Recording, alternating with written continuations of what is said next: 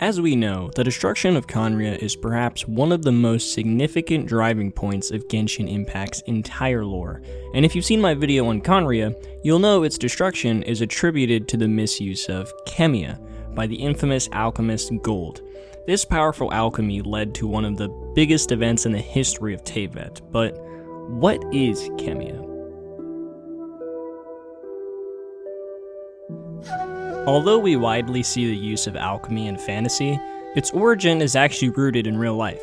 It was believed one could utilize alchemy to procure a Philosopher's Stone, which was said to have unlimited power, being able to transmute everyday objects into things like gold, or even grant oneself immortality, among a plethora of other things.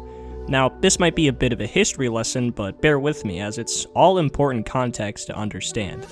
Alchemy started all the way back in ancient Egypt, and they referred to the science of fertility as chem.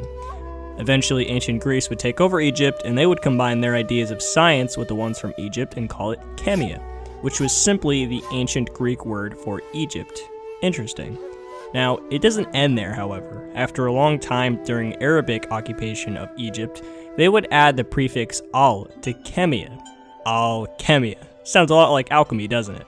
Eventually, alchemy would spread all across the world, and these basic concepts of science would turn into what we now know as chemistry. It became believed that in order to create the coveted Philosopher's Stone, one would have to follow the process of the magnum opus. Now, this whole concept just goes into a lot of information. In fact, there are thousands of years of development that exists in alchemy, but what's important for the sake of this video are the major stages of the magnum opus. They would start with the prima materia, or the first matter, which was a material believed to be the base of all matter.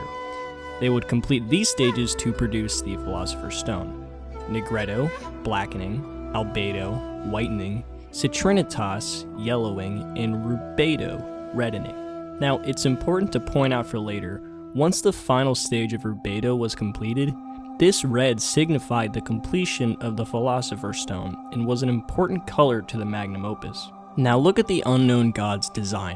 What colors do you see? That's right, the exact colors mentioned in the magnum opus. Now this gives us an extremely important implication that the unknown god may be in possession of the Philosopher's Stone, as she possesses each of the 4 colors, signifying that she may have completed the magnum opus. And what's even more important is that her weapon and her ability shines red, which was an extremely important color, and it signified the completion of the Philosopher's Stone, which is even more evidence towards this point.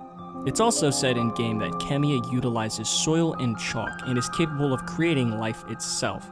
Donsleif and Venti also both acknowledge the fact that Albedo is capable of practicing Khemia as well. And as we know, the alchemist Gold used Khemia to create what is described as shadowy monsters.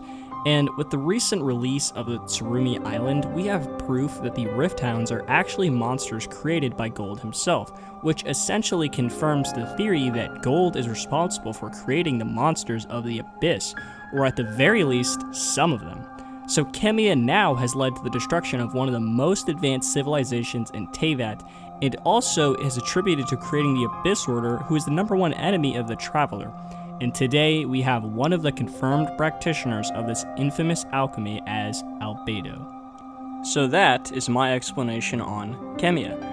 I hope you liked this video. It was a shorter style, and I'm hoping for these to be more of a supplement to more broad concepts like the Khaenri'ah video and Albedo's upcoming video. And if you think I left anything important out, please feel free to leave a comment, and if you're interested in discussing more lore and suggesting future videos, please feel free to join the Discord with the link in the description.